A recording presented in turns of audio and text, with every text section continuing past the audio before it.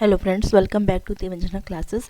आज की इस वीडियो में जो है हम इम्पोर्टेंट टॉपिक्स कवर करेंगे MCS 012 के। ये वो टॉपिक्स हैं जो कि सिर्फ थ्योरेटिकल है और एग्जाम्स में फ्रिक्वेंटली पूछे गए हैं। ओके, ये एनालिसिस करके बताया गया है कि 10 ईयर्स के जो क्वेश्चन पेपर है प्रीवियस, उसमें जो थ्योरेटिकल क्वेश्चन जो कि रिपीट होते हैं और वो ईजिली कवर किए जा सकते हैं। ओके, तो ये वो क्वेश्चन अगर आप इन्हें कर जाएंगे तो एग्जाम्स में ईजिली पासिंग मार्क्स तो आपके मिल ही जाएंगे। ओके, तो चलिए स्टार्ट करते हैं। ज़्यादा समय नहीं लेंगे, लेकिन मैं कहना चाहूँगी कि अगर आप चैनल पे न्यू है तो प्लीज़ चैनल को सब्सक्राइब कर लीजिए और प्लीज़ वीडियो को लाइक कर दीजिए, जिससे कि मुझे पता लगे कि मैं जो वीडियो बना रही हूँ वो सही बना रही हूँ, गलत बना रही हूँ। ओके, आपकी कुछ भी कमेंट है वो कमेंट सेक्शन में आप डाल सकते हैं। ओके, तो चलिए स्टार्ट करते हैं।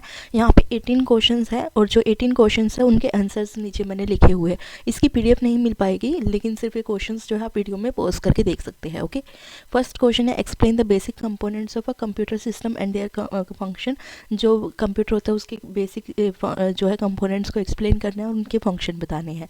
Differentiate between von Neumann and Harvard architecture. Von Neumann architecture और हार्वर्ड आर्किटेक्चर में जो है डिफरेंस बताना है। Okay, discuss the role of a memory input output devices and the CPU in a computer system.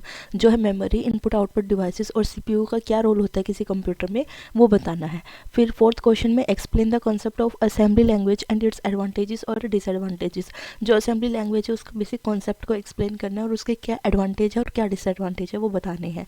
Okay, discuss the basic syntax and structure of assembly language instruction. जो assembly language की instruction होती है उनका basic structure कैसा होता है, syntax कैसा होता है वो बताना है। Okay, write the assembly language program to perform arithmetic operation, control flow and memory manipulation. तो अगर यहाँ पे क्वेश्चंस आप देख ही सकते हैं, सारे मैं रीड आउट नहीं करूँगी, इनके सीधे आंसर्स पे चलते हैं हम। ओके, क्योंकि क्वेश्चंस का क्या फ़ायदा जब तक हम उनके आंसर नहीं जानेंगे। ओके, तो चलिए फर्स्ट पूछा गया basic components of a computer system and their function.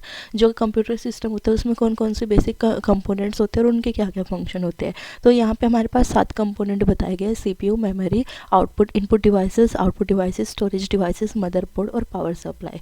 CPU, central processing unit, it is the brain of the computer that performs all the processing and calculation.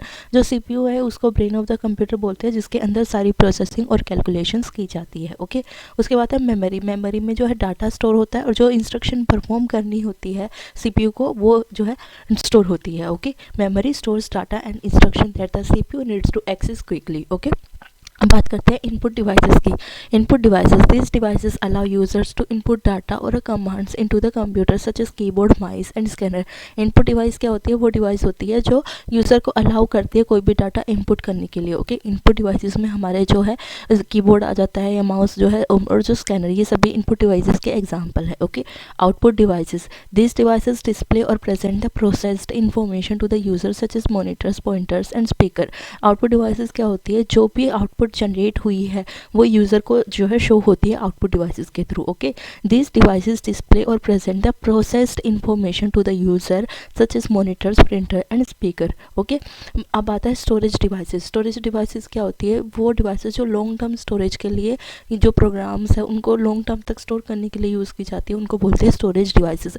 जैसे कि जो है कंप्यूटर की मेमोरी क्या करती है, वो डाटा और इंस्ट्रक्शन को स्टोर करती है, लेकिन अगर हमें मान लीजिए प्रोग्राम को स्टोर करना है किसी को, लेकिन वो हमें पूरे मतलब जब तक वो सिस्टम है, कंप्यूटर सिस्टम जब तक स्टोर रखना है तो उसके लिए हमें एक स्टोरेज डिवाइस की ज़रूरत होगी। Okay, storage devices, this devices provide long term storage for data and programs such as hard drives, solid state drives and optical drives. Okay, motherboard connects and allows communication between all the components of the computer system। Motherboard के through जो सभी जो है component होते हैं computer system के, वो एक दूसरे से कनेक्टेड रहती है। Power supply provides electrical power to the computer system. जो कंप्यूटर सिस्टम है वो इलेक्ट्रिक पावर पे चलता है, आप जानते ही होंगे, तो पावर सप्लाई के थ्रू वो कंप्यूटर को मिलता है। ओके, सेकेंड क्वेश्चन हमारा जो है वो है von Neumann architecture and Harvard architecture, दोनों को एक्सप्लेन करना है। Von Neumann architecture is the traditional architecture used in most computer. It has a single memory space for both data and instruction, and the CPU fetches and execute all instructions sequentially। मतलब वो Neumann architecture क्या है? कि architecture है, traditional architecture है जो कि सभी कंप्यूटर्स में यूज़ किया जाता है, जिसके अंदर एक ही मेमोरी होती है।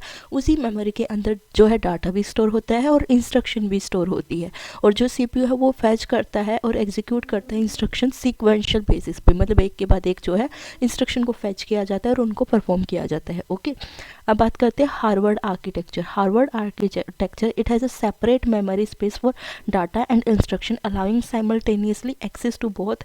This architecture is commonly used in embedded system and some specialized application. Harvard architecture के अंदर क्या होता है कि इसके अंदर जो है क्या बोलते हैं, मेमोरी जो है दो होती है। ओके, मतलब एक मेमोरी जो होती है वो डाटा को स्टोर करने के लिए होती है और एक मेमोरी क्या होती है, इंस्ट्रक्शन को स्टोर करने के लिए होती है। अब जो है सीपीयू दोनों से कनेक्टेड होता है। जब सीपीयू प्रोसेसिंग करता है तो एक ही समय में वो जो है डाटा को भी फैच कर सकता है और एक ही समय में वो इंस्ट्रक्शन को भी फैच कर सकता है। मतलब साइमल्टेनियसली एक साथ दो काम चल सकते हैं, ये दोनों चीज़ों को एक्सेस कर सकता है। ओके, ये जो आर्किटेक्चर है कॉमनली एम्बेडेड सिस्टम्स में या किन्हीं स्पेशलाइज्ड एप्लीकेशंस में यूज़ किया जाता है। ओके, चलिए अब बात करते हैं role of memory input output devices and the CPU. अब जो कंप्यूटर सिस्टम होता है उसके अंदर मेमोरी का, इनपुट आउटपुट डिवाइसेस का और सीपीयू का क्या रोल होता है। Memory it stores data and instruction that the CPU needs to access quickly. It is divided into different levels such as cache memory, main memory and secondary storage hard drive based on speed and capacity. Memory का क्या काम होता है, memory क्या करती है, इस memory के अंदर जो है डाटा और इंस्ट्रक्शन स्टोर होते हैं जिनकी ज़रूरत सीपीयू को होती है ताकि वो अपना टास्क परफॉर्म या कोई भी इंस्ट्रक्शन परफॉर्म करनी है तो वो कर सके। ओके, जो मेमोरी है उसको हम डिफरेंट लेवल्स में जो है डिवाइड करते हैं। जैसे कि कैशे मेमोरी जो है वो हाई स्पीड मेमोरी है, फिर उसके बाद आती है मेन मेमोरी जिसको हम रैम बोलते हैं, फिर उसके बाद आती है secondary storage device. Secondary storage device में जैसे हार्ड ड्राइव होगी या एसएसडीज होगी। ओके, ये जो है ये डिवीजन किस बेसिस पे होता है कि कौन सी मेमोरी ज़्यादा फास्ट है या किस मेमोरी की स्पीड ज़्यादा है या फिर किस मेमोरी के अंदर ज़्यादा कैपेसिटी है। अब देखिए कैशे मेमोरी जो होती है वो हाई स्पीड मेमोरी होती है जो सीपीयू और मेन मेमोरी के बीच में एक बफर का काम करती है। कैशे मेमोरी की स्पीड बहुत ज़्यादा होती है लेकिन इसके अंदर जो है स्टोरेज बहुत कम होती है। उसके बाद मेन मेमोरी की स्पीड कम होती है लेकिन इसके अंदर स्टोरेज ज़्यादा होती है।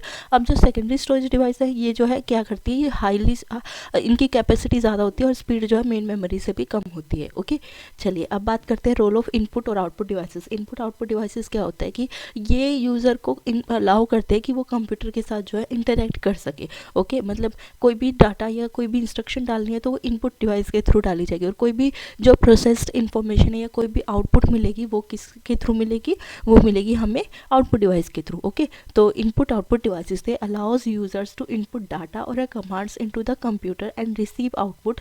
दे facilitate communication between the user and the computer system. Okay, अब बात करते हैं सीपीयू की। सीपीयू का काम क्या होता है, सीपीयू जो है सभी इंस्ट्रक्शन फैच करता है, फिर उसके बाद जो है डाटा फैच करता है मेमोरी से, फिर उसको इंटरप्रेट करता है कि मुझे उसमें काम क्या करना है, फिर जो भी प्रोसेसिंग बोली गई है उसको अरिथमेटिक लॉजिक यूनिट की हेल्प से जो है परफॉर्म करता है, अरिथमेटिक लॉजिक और कंट्रोल यूनिट की हेल्प से। तो सीपीयू का मेनली काम क्या है कि ये ब्रेन है कंप्यूटर का, क्योंकि इसको ये पता है कि मुझे कौन सी इंस्ट्रक्शन पे काम करना है और मुझे उसके लिए क्या जो है डाटा चाहिए, उन दोनों को मैच करता है, फिर उसके बाद परफॉर्म करता है टास्क अरिथमेटिक लॉजिक और कंट्रोल यूनिट का यूज़ करके। तो इसीलिए बोलते हैं CPU is the brain of computer. Okay, CPU it performs all the processing and calculation in the computer system. It fetches instruction from memory, decodes them and execute them using the ALU arithmetic logic unit and control unit. Okay, अब बात करते हैं assembly language programming की। Fourth question में हमसे क्या पूछा गया था, assembly language programming. Assembly language programming होती क्या है, इसके क्या एडवांटेजेस है और क्या डिसएडवांटेजेस है। Okay, assembly language is a low level programming language that uses mnemonic codes to represent machine instruction. It is specific to particular CPU architecture. जो असेंबली लैंग्वेज है वो एक लो लेवल लैंग्वेज है जो निमोनिक फॉर्म में जो है codes को जो है रिप्रेजेंट करती है मशीन की इंस्ट्रक्शन के लिए। ओके, ये जो असेंबली लैंग्वेज है हर एक सीपीयू के लिए अलग से होती है, मतलब हर एक सीपीयू की अलग से, जैसे 8086 प्रोसेसर है तो उसकी अलग से असेंबली लैंग्वेज प्रोग्रामिंग होगी, फिर अगर 8085 प्रोसेसर है उसके लिए अलग से असेंबली लैंग्वेज प्रोग्रामिंग, मतलब पर्टिकुलर होती है किसी भी सीपीयू आर्किटेक्चर के लिए। ओके, अब बात करने वाले हम एडवांटेजेस की। असेंबली लैंग्वेज के क्या एडवांटेजेस हैं। Okay, Advantages: it provides direct control over hardware, allows efficient use of system resources and enables optimization for performance। अब देखिए असेंबली लैंग्वेज एक लो लेवल लैंग्वेज है जिसके अंदर क्या होता है, निमोनिक की फॉर्म्स में कोड को रिप्रेजेंट किया जाता है। इससे क्या होता है कि हमें डायरेक्ट कंट्रोल होता है हार्डवेयर का, क्योंकि यहाँ पे कॉम्बिनेशनल और सीक्वेंशियल लॉजिक सर्किट्स यूज़ होते हैं, तो हमें एक डायरेक्टली एक कंट्रोल मिल जाता है हमारे जो हार्डवेयर कंपोनेंट्स है उस पर। ओके, इसकी वजह से जो हम यूज़ है रिसोर्सेज का वो ज़्यादा एफिशिएंटली कर पाते हैं और जो ऑप्टिमाइजेशन होती है परफॉर्मेंस के लिए वो हो जाती है। ओके, अब बात करते हैं डिसएडवांटेजेस की। असेंबली लैंग्वेज प्रोग्रामिंग के क्या डिसएडवांटेजेस है? It is more difficult to learn and use compare to high level languages and it is not portable across different CPU architecture. मतलब ये कह रहे हैं कि जो असेंबली लैंग्वेज प्रोग्रामिंग है वो सीखने में बहुत ज़्यादा मुश्किल होती है, और साथ ही साथ अगर हम इसकी बात करें तो ये हर एक सीपीयू के लिए पर्टिकुलर होती है, इसलिए पोर्टेबल भी नहीं होती है। ओके, ये मेन डिसएडवांटेजेस है असेंबली लैंग्वेज प्रोग्रामिंग की। ओके, चलिए अब बात करते हैं फिफ्थ क्वेश्चन की, जिसमें पूछा गया CPU organisation and instruction execution. CPU organisation कैसे होती है, उसमें इंस्ट्रक्शन का एग्जीक्यूशन कैसे होता है। देखिए, जो सीपीयू होता है वो सबसे पहले जो फैच करता है कोई भी इंस्ट्रक्शन है, फिर उसको इंटरप्रेट करते हैं कि उसमें काम क्या करना है, और जो काम करना है उसके बेसिस पे एक इंस्ट्रक्शन मेमोरी से निकाल लेता है, फिर उसके बाद जो है उसको एग्जीक्यूट करता है उस इंस्ट्रक्शन के बेसिस पे, फिर जो आउटपुट हुई आई है थोड़ी सी उसको जो है रजिस्टर्स में स्टोर करता है, और जो रजिस्टर से इंफॉर्मेशन आई है फिर उसको अरिथमेटिक लॉजिक यूनिट या जो भी ऑपरेशंस उस पर परफॉर्म करने हैं तो उसमें भेजता है। अब इसमें जो है कंट्रोल यूनिट बहुत हेल्प करती है सीपीयू की। कंट्रोल यूनिट क्या करती है, सीपीयू के साथ कोऑर्डिनेट करती है और जो सारी एक्टिविटीज़ है सीपीयू की उनको हेल्प करती है, जैसे कि माइक्रो प्रोग्राम्ड इंस्ट्रक्शन वो जनरेट करती है जिससे माइक्रो प्रोग्रामिंग होती है, और जो रजिस्टर्स है उनमें मूवमेंट के कारण जो है इंस्ट्रक्शन परफॉर्म हो जाती है। ओके, तो यही यहाँ पे एक्सप्लेन किया गया है CPU organisation and instruction execution.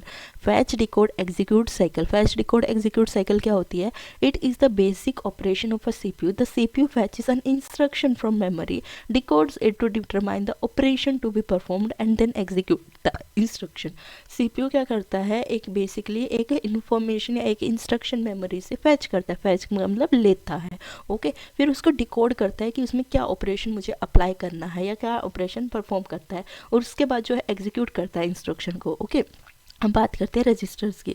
Registers क्या होते हैं? रजिस्टर जो है high speed small memory locations होती है, जो कि क्या करती है, सीपीयू से जो डाटा है उसको होल्ड करके रखती है during instruction processing. Okay, registers they are small high speed memory location within the CPU that hold data and instruction during processing। Okay, अब बात करते हैं ALU की।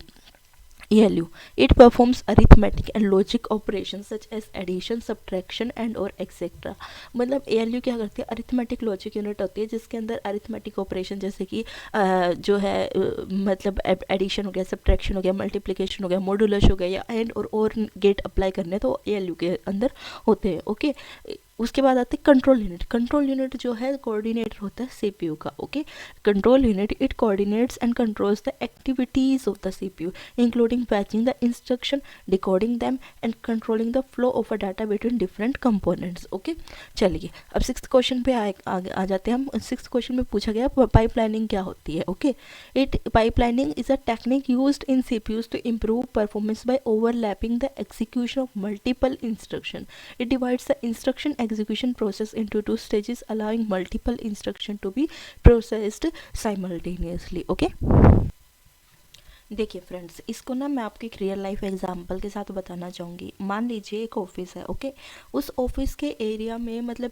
एक ही ऑफिस कैबिन है जिसके अंदर जो है 100 लोग काम कर रहे हैं। 100 लोग क्या काम कर रहे हैं कि वो टेली कॉलिंग करते हैं, मतलब कस्टमर्स को कॉल करके उनको कोई भी प्रोडक्ट सेल करते हैं। ओके, अब मान लीजिए एक जो एग्जीक्यूटिव है या एक जो बंदा है ऑफिस का, वो कॉल करेगा, जब उसकी कॉल कट होगी तब दूसरा बंदा जो है दूसरे कस्टमर को कॉल करेगा, उसकी कॉल कंप्लीट होगी फिर तीसरा बंदा कॉल करेगा और बाकी सारे बैठे रहेंगे। मतलब एक कॉल पे बात कर रहा है तो बाकी 99 लोग बैठे रहेंगे, कुछ काम नहीं करेंगे, बस चुपचाप बैठे रहेंगे। तो उस केस में वहाँ पे सेल जो है कम होगी, राइट। लेकिन अगर मान लीजिए एक ही टाइम पे वो जो 100 बंदे ऑफिस के अंदर बैठे हैं वो 100 एक ही टाइम पे 100 लोगों को कॉल कर रहे हैं। ओके, तो उस केस में क्या होगा, वहाँ पे सेल ज़्यादा होगी। ओके, यही होता है पाइपलाइनिंग। जो सीपीयू होता है उसकी परफॉर्मेंस को इंक्रीज करने के लिए ओवरलैपिंग यूज़ की जाती है एग्जीक्यूशंस की। मतलब एक टाइम पे सिर्फ एक इंस्ट्रक्शन परफॉर्म नहीं होगी, नहीं, एक टाइम पे मल्टीपल इंस्ट्रक्शंस परफॉर्म होगी, और जो एक इंस्ट्रक्शन परफॉर्म हो रही है हो सकता है उसकी जो आउटपुट है वो दूसरी इंस्ट्रक्शन के लिए इनपुट हो। ओके, अब ये जो इंस्ट्रक्शन की जो एग्जीक्यूशन है वो स्टेजेस में जो है डिवाइड की गई है। स्टेजेस में डिवाइड कर, जैसे रिस्क आप देखते हैं reduced instruction set computer architecture, वहाँ पे जो है वो स्टेजेस में डिवाइडेड होती है, तो वहाँ पे पाइपलाइनिंग का यूज़ होता है। आई होप कि आपको क्लियर हुआ होगा पाइपलाइनिंग की जो है मैंने आपको एग्जांपल दिया है वही यहाँ पे एक्सप्लेन किया गया है। Pipelining is a technique used in a CPUs to improve performance by overlapping the execution of multiple instruction. It divides the instruction execution process into stages, allowing multiple instructions to be processed simultaneously. Okay. चलिए question number 7 पे आ जाते हैं।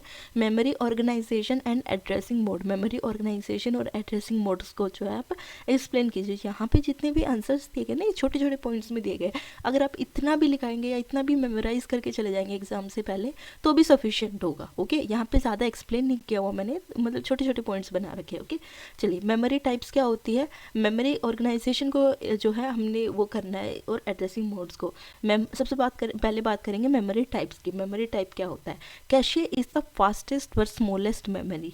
Main memory provides temporary storage for a data and instruction and secondary storage hard drives SSD offers long term storage. यहाँ तीनों memory को यहाँ पे एक्सप्लेन कर दिया, कैशे मेमोरी, मेन मेमोरी और सेकेंडरी स्टोरेज को। ओके, कैशे क्या होती है, सबसे फास्टेस्ट होती है लेकिन इसके अंदर स्टोरेज कैपेसिटी बहुत कम होती है। उसके बाद मेन मेमोरी की स्पीड कैशे से स्लो होती है लेकिन ये जो है टेम्पररी स्टोरेज प्रोवाइड कर देती है डाटा और इंस्ट्रक्शंस को। ओके, लेकिन जो सेकेंडरी स्टोरेज होती है इसकी स्पीड सबसे कम होती है लेकिन इसके अंदर सबसे ज़्यादा स्टोरेज कैपेसिटी होती है और ये लॉन्ग टर्म स्टोरेज प्रोवाइड करती है। ओके, बात करने वाले मेमोरी हायरार्की की। Okay, memory hierarchy it refers to the organisation of different memory levels based on speed and capacity. The goal is to provide fast access to frequently used data while utilising larger but slower memory for less frequently used data. अब यहाँ पे क्या बोला है, hierarchy. Hierarchy क्या होता है कि एक अनुक्रम, मतलब एक जो है एक होता है ना असेंडिंग ऑर्डर डिसेंडिंग ऑर्डर। तो हायरार्की क्या होती है कि या तो हम असेंडिंग ऑर्डर में लगाएंगे, मतलब सबसे पहले छोटा फिर उससे बड़ा फिर उससे बड़ा। अब क्या होता है जो कैशे है वो सबसे फास्ट है। ओके, स्पीड के मामले में कैशे सबसे फास्ट है। उसके बाद मेन मेमोरी है, उसके बाद कौन सी है, सेकेंडरी स्टोरेज डिवाइसेस। तो कैशे जो है वो is the first in hierarchy, उसके बाद जो है मेन मेमोरी फिर second memory in case of a speed. But in case of storage cache is at the last position and secondary memory at the first position. Okay, I hope कि आपको clear हुआ होगा। यहाँ पे क्या होता है कि ये इस हायरार्की क्यों यूज़ की जाती है, ताकि जो फ्रिक्वेंटली यूज्ड डाटा है, मतलब जो बार बार यूज़ किया जाता है उसके लिए फास्ट स्पीड के लिए प्रोवाइड की जाए मेमोरी, और जो मतलब कभी कभी यूज़ किया जाता है उसके अंदर जो है लेस स्पीड भी होगी तो कोई दिक्कत नहीं है। ओके, अब बात करने वाले हैं एड्रेसिंग मोड्स की। Addressing mode they define how the CPU access memory. Immediate mode uses a constant value directly. Direct mode uses a memory address directly. Indirect mode uses a memory address stored in a register and index modes and offset to a base register। अब addressing modes के बारे में यहाँ पे बताया गया। Addressing mode क्या होता है कि जो मेमोरी है उससे सीपीयू क्या लेता है, इंस्ट्रक्शन और डाटा लेता है। ओके, अब जो सीपीयू है वो मेमोरी को किस तरह से मतलब जो है एक्सेस करता है, उस मोड को हम बोलते हैं एड्रेसिंग मोड। ओके, जो इमीडिएट मोड होते हैं उनके अंदर एक कांस्टेंट वैल्यू है जो मेमोरी में डायरेक्टली वो एक्सेस करते हैं। और डायरेक्ट मोड में क्या है, जो मेमोरी एड्रेस है उस पे लोकेट किया करता है सीपीयू। मतलब सीपीयू के भी डिफरेंट मोड है कि वो कैसे एड्रेस करना चाहता है मेमोरी को। इमीडिएट मोड में एक कांस्टेंट वैल्यू है जिससे डायरेक्टली जो है सीपीयू मेन मेमोरी को एक्सेस कर लेता है। डायरेक्ट मेमोरी मोड में क्या है कि एक मेमोरी एड्रेस को सीपीयू डायरेक्टली अप्रोच करता है और वहाँ से इंस्ट्रक्शन लेता है। ओके, इनडायरेक्ट मोड में क्या होता है कि जो मेमोरी का एड्रेस स्टोर रजिस्टर में और जो इंडेक्स स्टोर है रजिस्टर में उसको एक्सेस करता है। ओके, और जो इंडेक्स मोड होता है उसमें क्या होता है कि जितना भी ऑफसेट और जो बेस एड्रेस है उसको ऐड करके जो सीपीयू जो है एक्सेस करता है। अब ये इंडेक्स्ड मोड क्या हो गया, देखिए मैंने आपको एक पिछली वीडियो में एग्जांपल बताया था कि मान लीजिए आपके पास एक 500 पेजेस की एक बुक है जिसके अंदर हर एक जो चैप्टर वो 100 पेजेस का है।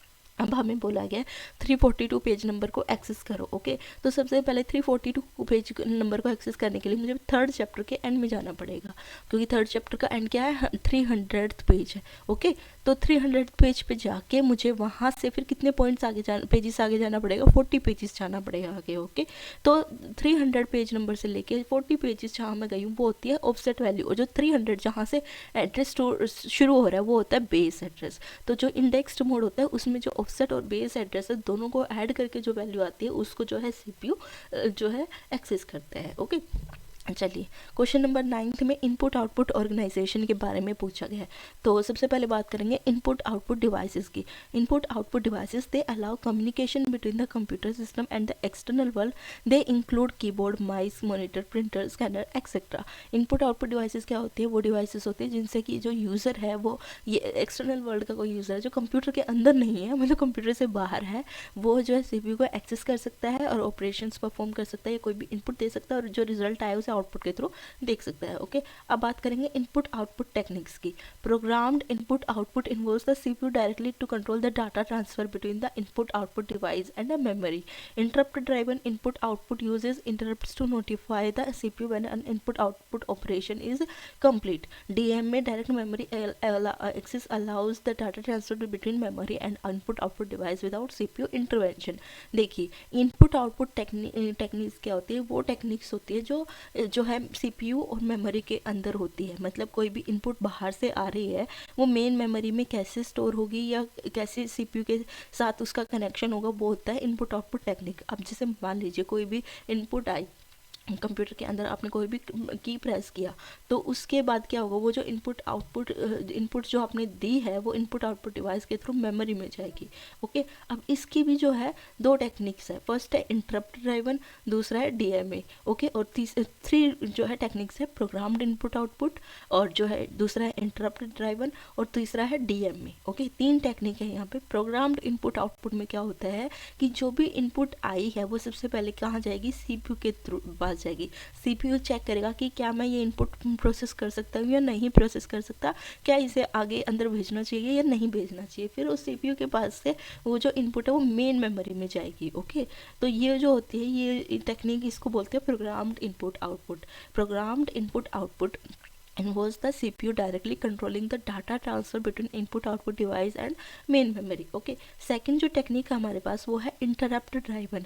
इंटरप्ट ड्राइवन में क्या होता है कि जब भी कोई टास्क कंप्लीट हो जाता है तो वो जो सिग्नल है वो CPU को जाता है, जिससे कि जो है CPU ये आउटपुट जो है क्रिएट कर सके, इनपुट आउटपुट डिवाइस को बता सके कि जो ऑपरेशन है वो कंप्लीट हो गया। Okay, interrupt driven input output uses interrupts to notify the CPU when an input output operation is complete. Okay, third जो टेक्निक है वो डीएमए है। वो क्या होती है? Direct memory access. Direct memory access में क्या होता है कि इसमें सीपीयू का कोई इन्वॉल्वमेंट नहीं होता। जो कोई भी इनपुट आउटपुट डिवाइस है वो डायरेक्टली जो है मेन मेमोरी में जाके जो है कनेक्ट हो जाती है और मेन मेमोरी से बात करती है। ओके, चलिए अब बात करते हैं device controller and input output interfaces की, आईओ इंटरफेसेस की। डिवाइस कंट्रोलर क्या होते हैं और जो आईओ इंटरफेस होता है वो क्या होता है? ओके, तो चलिए वेट फॉर अ मिनट। तो चलिए स्टार्ट करते हैं। Device controllers and input output interface. Device controller are hardware components that manage the communication between the CPU and input output device. Input output interfaces provide the physical connections and protocols for data transfer between the CPU and input output devices. जो device controller और जो IO interfaces होते हैं वो क्या होते हैं? वो हार्डवेयर कंपोनेंट्स होते हैं जो मैनेज करते हैं कि जो सीपीयू के बीच में कम्युनिकेशन होगी वो किस तरह से होगी। ओके, और जो आईओ इंटरफेस है वो ये बताते हैं कि जो फिजिकल कनेक्शन या प्रोटोकॉल है डाटा ट्रांसफर के बीच में वो सीपीयू और इनपुट आउटपुट डिवाइसेस में कैसे होंगे। Okay, device controllers are hardware components that manage the communication between the CPU and IO devices. IO interface provide the physical connection and protocols for data transfer between the CPU and the IO devices. Okay, चलिए अब 10th question पे चलते हैं। 10th question में interrupts और exceptions के बारे में बताया गया है। ओके, इंटरप्ट्स क्या होते हैं? इंटरप्ट्स के बारे में मैंने एक पहले वीडियो में बताया था कि एक एग्जांपल लेके बताया था कि मान लीजिए आप कुछ स्टडी कर रहे हैं, आपके एग्जाम्स है। ओके, अब एग्जाम्स के बीच में मम्मा ने कुछ टास्क दे दी आपको। अब उस मान लीजिए ये बोला कि आपको शॉप पे जाके कुछ सामान ले आइए, तो आप जो है उस टाइम पे क्या करेंगे? आप अपना जो भी स्टडी मटेरियल हो उसको वहीं रख के जाके शॉप पे जो है से सामान ला के मम्मी को दे देंगे और फिर अपना जो टास्क जो आप कर रहे थे, पढ़ाई कर रहे थे, उस पर कंटिन्यू करेंगे, राइट। इसी तरह सीपीयू भी अगर कोई टास्क परफॉर्म कर रहा है, उसके पास एक हार्डवेयर या कोई भी कंपोनेंट से एक सिग्नल आता है कि कोई और टास्क है, तो वो कहलाता है इंटरप्ट। अब जो सीपीयू है वो किस तरह से उस टास्क को करता है या किस तरह से हैंडल करता है उस इंटरप्शन को, उसको बोलते हैं इंटरप्ट हैंडलिंग। ओके, जो इंटरप्ट हैंडलिंग है वो इंटरप्ट वेक्टर टेबल्स की हेल्प से की जाती है कंप्यूटर में। ओके, चलिए देखते होते हैं interrupts. Interrupts they are the signal generated by hardware और software to interrupt the normal execution of a program. They can maskable, can be disabled और non maskable, can not be disabled. Okay, अब interrupt handlers and interrupt vector tables. Interrupt handlers और interrupt vector table क्या होती है? Okay, interrupt handlers are routine that handle specific interrupt. Interrupt handlers क्या होते हैं कि वो कुछ स्पेसिफिक इंटरप्ट्स होते हैं उन्हीं को हैंडल करते हैं, मतलब एक रूटीन होता है उसको फॉलो करते हैं और फिर जो इंटरप्शन है उसको हैंडल करते हैं। Okay, interrupt vector table stores the address of this interrupt handler. जो IVT होती है, इंटरप्ट वेक्टर टेबल क्या करते हैं कि जितने भी ये इंटरप्ट हैंडलर है ये जिस स्टेट में थे ना उसका एड्रेस रिस्टोर करके रखते हैं ताकि बैक टू वर्क आए तो वो जो है वहीं से एग्जीक्यूट कर पाए। ओके, अब बात करते हैं एक्सेप्शंस की। एक्सेप्शन दे आर, एक्सेप्शन का मतलब ये है कि जो नहीं सोचा था वो होना। Okay, exceptions, they are unexpected events or error that occur during program execution, such as divided by zero or invalid memory access. The CPU handles exceptions by transferring control to the appropriate exception handler. अब exceptions क्या होते हैं? ये कोई भी unexpected event हो सकता है या error हो सकती है जो कभी कोई प्रोग्राम एग्जीक्यूट हो रहा है उसके दौरान आती है। ओके, तो जो CPU है वो एक्सेप्शन को एक्सेप्शंस हैंडलर के थ्रू जो है रेगुलेट करता है और कंट्रोल करता है। ओके, चलिए क्वेश्चन नंबर 1 में जो पूछा गया है वो पूछा गया है कि वेट फॉर अ मिनट। तो क्वेश्चन नंबर 11 में पूछा गया डिफरेंट टाइप्स ऑफ मेमोरी और देयर कैरेक्टरिस्टिक्स। यहाँ पे मेमोरी के बारे में ही पूछा गया और उनके कैरेक्टरिस्टिक्स जो कि हम पहले कवर कर चुके हैं, आप इसे पढ़ सकते हैं। ओके, अब इसके कॉन्सेप्ट ऑफ मेमोरी हायरार्की पूछा गया है जो कि हम पहले भी कवर कर चुके हैं, पहले एक्सप्लेन कर चुके हो। ये सारे वही क्वेश्चन हैं जो पहले एक्सप्लेन किए जा चुके हैं लेकिन वो डिफरेंट फॉर्म में पूछे गए, मतलब उनकी वर्डिंग्स चेंज है, क्वेश्चन वही है जो पहले एक्सप्लेन हुए। ओके, तो आप देख सकते हैं role of device controller and input output device, interrupts क्या होती है, मास्केबल नॉन मास्केबल उनको एक्सप्लेन कीजिए, इंटरप्ट हैंडलिंग क्या होती है और IVT क्या होती है। ओके, तो चलिए ये वीडियो यहीं ख़त्म करते हैं। अगर आपको वीडियो अच्छी लगी तो प्लीज़ वीडियो को लाइक और चैनल को सब्सक्राइब ज़रूर कीजिएगा और thank you so much for watching. आपका एग्ज़ाम बहुत अच्छा जाए और आप जो है ईजिली पास हो जाए अच्छे नंबर से। ओके, चलिए गुड बाय।